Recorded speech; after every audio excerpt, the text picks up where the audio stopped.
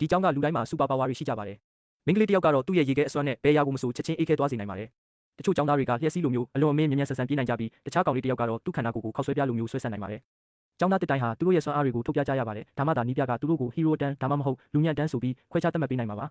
အသားရောင်ခရမ်းရောင်နဲ့မိန်းကလေးအလှည့်ရောက်တော့သူကရုတ်တရက်ခင်းနီဝက်လေးအဖြစ်ပြောင်းလဲသွားပါတယ်ဒါကြောင့်နီးပြကသူ့ကိုလူညံ့တန်းစီချက်ချင်းပို့လိုက်ပါတယ်နောက်တစ်ယောက်ကတော့ခန္ဓာကိုယ်တစ်ခုလုံးရုတ်တရက်အရေးဖြစ်ပြောင်းလဲသွားတဲ့ကောင်လေးပါနီးပြကသူ့ကိုကြည့်ပြီးဒါကဘာလဲခရမ်းကျင်တီဆော့စ်လားလို့မေးပြီးသူ့ကိုလည်းလူညံ့တန်းတဲ့ကိုပဲတန်းပို့လိုက်ပါတယ်အဲ့ဒီနောက်မှာတော့လှပတဲ့မိန်းကလေးတယောက်ရှိထွက်လာပြီးချက်ချင်းဆိုသလိုဘောလုံးတစ်လုံးအဖြစ်ပြောင်းလဲသွားပါတယ်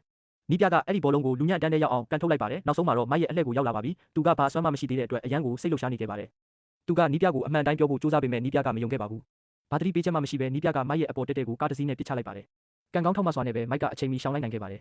နီးပြကမိုက်မှာသူ့အမေလိုမျိုးပြန်တန်းနိုင်တဲ့အစွမ်းရှိမယ်လို့ထင်ခဲ့ပေမဲ့အဲ့ဒါကလည်းအလုံးမဖြစ်ခဲ့ပါဘူးဒါနဲ့ပဲမိုက်လည်းလူညံ့တန်းတဲ့ကိုရောက်သွားပါတော့တယ်နောက်ပိုင်းမှာចောင်းစားတောက်ဆောင်တဲ့ရောက်တော့ចောင်းသားတယောက်ကမိုက်မှာအစွမ်းမရှိလို့ဆိုပြီးလိုက်နောက်ရှက်ပါတော့တယ်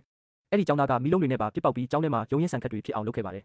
မိုက်ကစပွဲအောက်မှာအမြန်ပုံးနေလိုက်ပေမဲ့အဲ့ဒီလူမိုက်ကမိုက်ရဲ့တငယ်ချင်းတွေကိုပါလိုက်နောက်ရှက်လာတဲ့အခါမိုက်ကလေးလံတဲ့စပွဲကြီးကိုလက်ပလာနဲ့မလိုက်ပြီးအဲ့ဒီလူမိုက်ကိုလွတ်ထွက်သွားအောင်ပစ်ပေါက်လိုက်ပါတော့တယ်